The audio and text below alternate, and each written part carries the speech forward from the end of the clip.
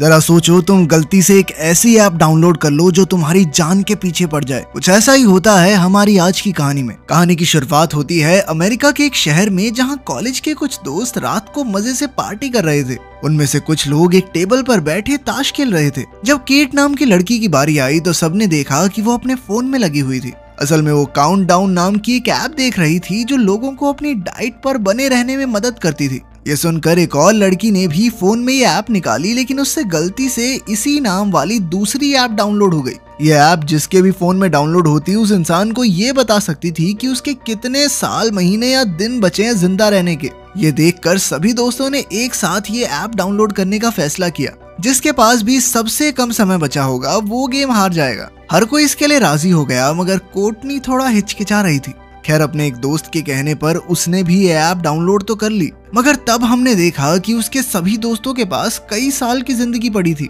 लेकिन कोर्टनी के पास सिर्फ 3 घंटे बचे थे। ये देखकर वो थोड़ा डर गई, मगर उसके दोस्तों ने समझाया कि ये ऐप एक मजाक से ज्यादा और कुछ नहीं है। फिर पार्टी खत्म होने के बाद कोर्टनी अपने बॉयफ्रेंड इवान की गाड़ी में बैठी तो उसे एहसास हुआ कि इवान नशे में पूरी तरह धुत था। उसे डर लगा कि कहीं ऐप की बात सच तो नहीं हो जाएगी, इसीलिए उसने पैदल घर जाने का फैसला किया।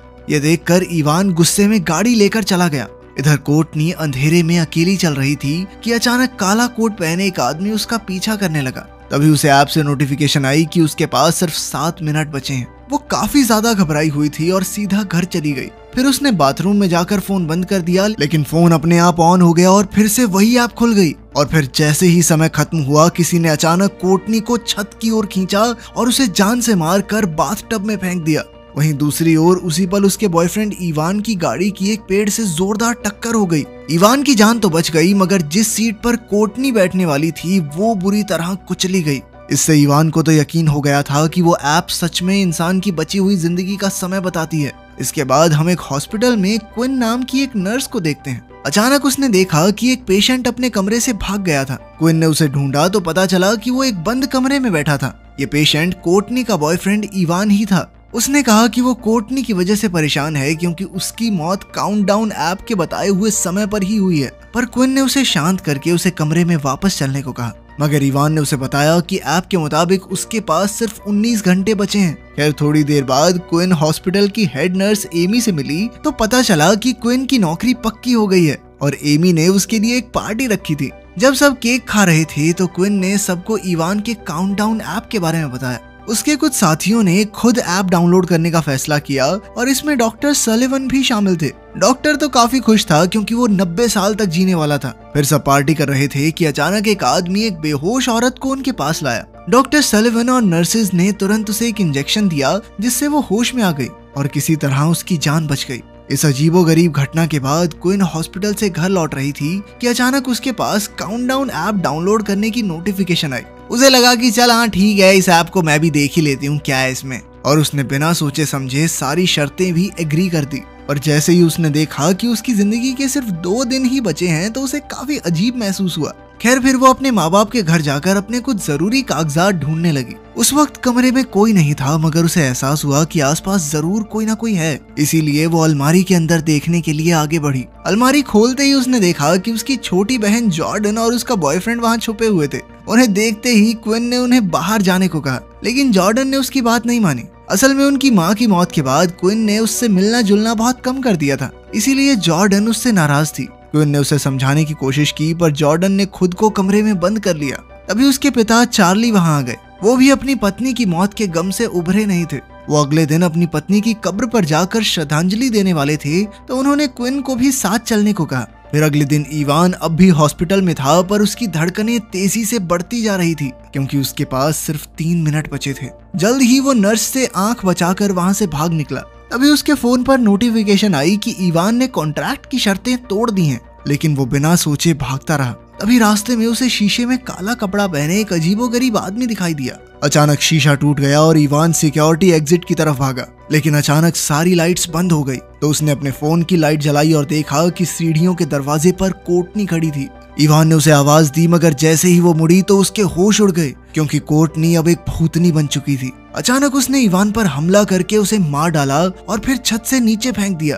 कुछ समय बाद जब क्विन हॉस्पिटल पहुंची तो उसे इवान की मौत की खबर मिली। वो सोच में पड़ गई कि कहीं इवान काउंटडाउन ऐप की वजह से तो नहीं मरा, और ये सोचने के बाद तो वो और डर गई। उसने इवान के कमरे में उसका फोन उठाया पर फोन लॉक्ड था। अब वो सीधा मॉर्ग में पहुंची जहां लाशें रखी जाती हैं। उसने इवान की लाश निकाली और उसकी आंखों से फोन स्कैन करके लॉक खोला। जिसका डर था वही हुआ, क्योंकि उसने देखा कि काउंटडाउन ऐप का टाइमर खत्म हो चुका था। अब उसे डर लगने लगा कि कहीं ये सब उसके साथ भी तो नहीं होगा, क्योंकि ऐप के मुताबिक उसके पास सिर्फ एक दिन बचा था और कल वो अपने पिता के साथ अपनी माँ की कब्र पर जाने वाली थी। अब उसने अपने पिता चार्ली को फोन करके कहा कि वो कल कब्रिस्तान नहीं जा पाएगी। तभी उस ऐप से मैसेज आया कि उसने शर्तें तोड़ दी हैं। दरअसल अगर कोई भी ऐप में अपना बचा हुआ टाइम देखने के बाद अपनी जान बचाने के लिए अपनी रोजमर्रा की चीजों को बदलता है तो ऐप खुद उसे मारने पर उतर आती है। खैर फिर भी वो बेचैनी के साथ अपना काम करने लगी। जल्द ही डॉक्टर सुलिवन ने देखा कि क्विन काफी घबराई हुई थी,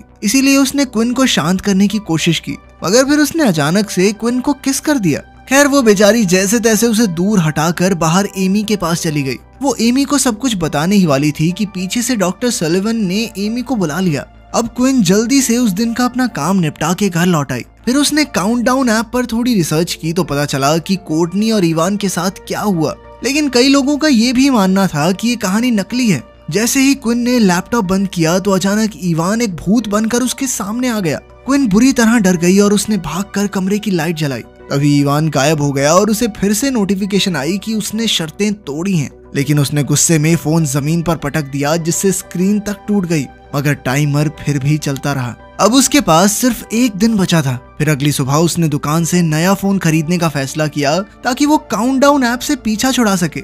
लेकिन जैसे ही उसने नया फोन चलाया तो उसमें भी काउंटडाउन ऐप पहले से ही मौजूद थी।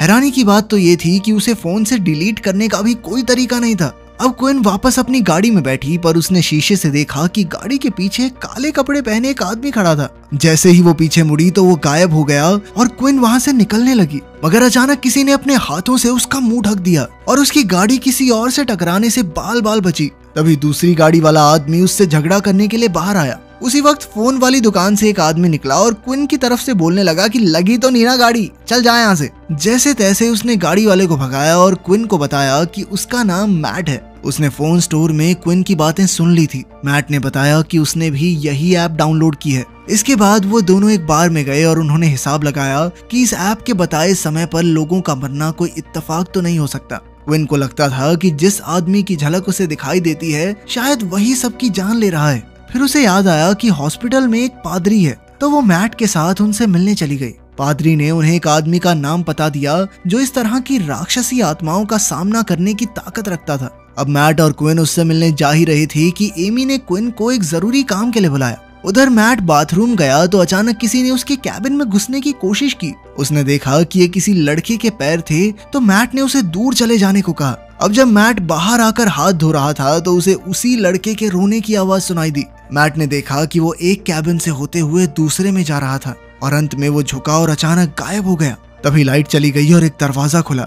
अचानक उसी लड़के ने मैट पर हमला कर दिया और मैट ने उसका सामना किया, पर फिर जल्द ही वो दोबारा से गायब हो गया। वहीं दूसरी ओर एमी क्विन को हॉस्पिटल में मीटिंग रूम में ले आई, जहां पता चला कि डॉक्टर सुलिवन ने इल्जाम लगाया था कि क्विन ने उसका गलत फायदा उठाने की कोशिश की है। ये सुनकर तो क्विन का खून खौल उठा और उसने कहा कि जबरदस्ती उसने नहीं बल्कि सुलिवन ने की थी। लेकिन किसी ने भी उस पर विश्वास नहीं किया तो वो गुस्से में उठकर बाहर चली गई। फिर वो मैट के साथ जॉन नाम के उस आदमी से मिलने पहुंची। वो एक काफी पहुंचा हुआ प्रीस्ट था और उसने ध्यान लगाकर पता लगाया कि इस सब के पीछे ओजान नाम के एक डीमन का हाथ है। फिर उसने इसके पीछे की कहानी सुनाई। उसने बताया कि कई साल पहले एक राजकुमार था जिसे एक ज्योतिष ने उसकी मौत का समय बता दिया था, लेकिन ये पता चलने के बाद उसने अपनी मौत को धोखा देना शुरू कर दिया, जिससे ओजान राक्षस जाग उठा और अंत में उसकी जान लेकर ही माना। अब जॉन ने कहा कि शायद ये ऐप उस ओजान डीमन का ही नया रूप है। अब उनके पास इस ऐप को हैक करने के अलावा कोई दूसरा रास्ता नहीं था।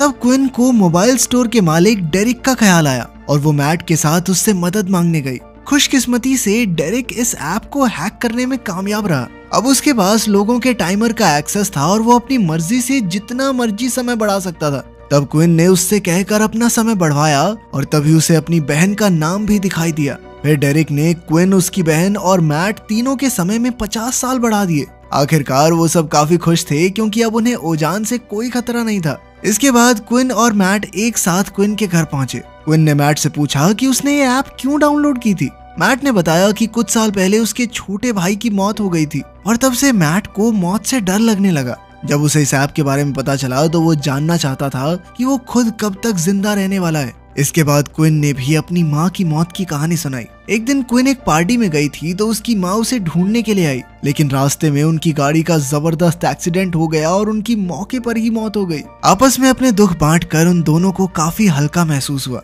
फिर कुछ घंटों बाद क्विन को अचानक लगा कि कोई कमरे की तरफ बढ़ रहा है। उसने देखा कि मैट का हाथ उसके पेट पर था तो उसने मैट को जगाया, लेकिन अचानक असली मैट दरवाजे से उसके सामने आकर खड़ा हो गया। सच तो ये था कि क्विन के शरीर पर ओजान का हाथ था और अचानक ओजान ने क्विन पर भयानक हमला कर दिया। मैट ने तुरंत क्विन की मदद की और जैसे तैसे उसे छुड़ा लिया। इसके बाद उन्होंने फोन देखा तो पता चला कि ऐप का काउंटर फिर से पहले जैसा हो गया था और अब उनके पास कुछ ही घंटे बचे थे। अब क्विन को अपनी बहन जॉर्डन की चिंता होने लगी तो उसने जॉर्डन को फोन किया। उधर जॉर्डन का फोन उसकी नैनी के पास था। जॉर्डन अपना फोन वापस लेने चुपके से नैनी के कमरे में घुसी, पर अचानक ओजान के हाथ ने उसका कंधा पकड़ लिया। जैसे ही जॉर्डन पीछे मुड़ी तो वहाँ कोई भी नहीं था। फिर उसने फोन देखा तो उसके पास भी काफी कम समय बचा था। इससे पहले कि वो क्विन को फोन करती अचानक पूरे घर की रोशनी चली गई। अब जॉर्डन डर के मारे बेड के नीचे छुप गई और दरवाजे की ओर देखने लगी।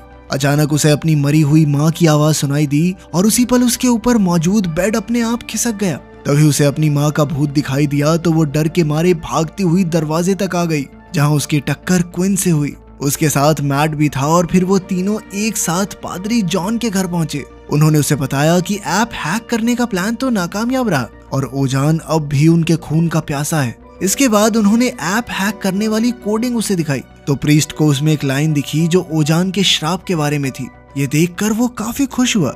असल में जॉन का मानना था कि श्राप को तोड़ा जा सकता है। अब उसने ओजान को उसी के खेल में फंसाने का प्लान बनाया।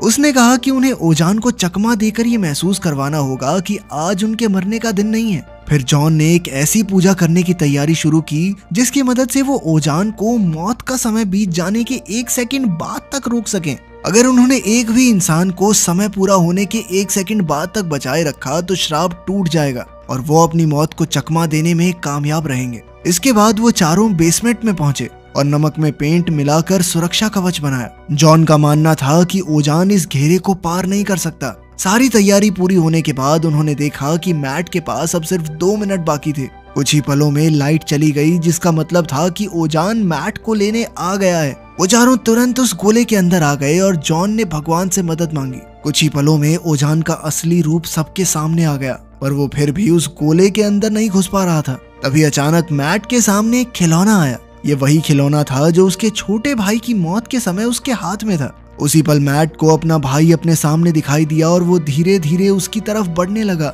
लेकिन इसी बीच मैट उस सुरक्षा चक्र से बाहर आ गया और इसी गलती का फायदा उठाकर ओजान उस पर झपट पड़ा और घसीटते हुए ऊपर ले गया। अब क्विन भी तुरंत उसे बचाने दौड़ी, पर उसने बाहर आकर देखा कि मैट तो एकदम ठीक था, लेकिन उसी पल अचानक एक तेज रफ्तार गाड़ी ने उसे कुचल दिया। आखिरकार मैट की मौत के साथ ऐप का टाइमर भी बंद हो गया। अब क्विन और उसकी बहन के पास भी ज्यादा वक्त नहीं था। क्विन अब भी यही सोच रही थी कि आखिर मौत को चकमा कैसे दिया जा सकता है, लेकिन तभी उसने देखा कि ओजान के हमले के बाद जॉर्डन जख्मी हो गई थी। इसीलिए उसने अपनी बची खुची हिम्मत जुटाई और जॉर्डन को लेकर हॉस्पिटल पहुंची।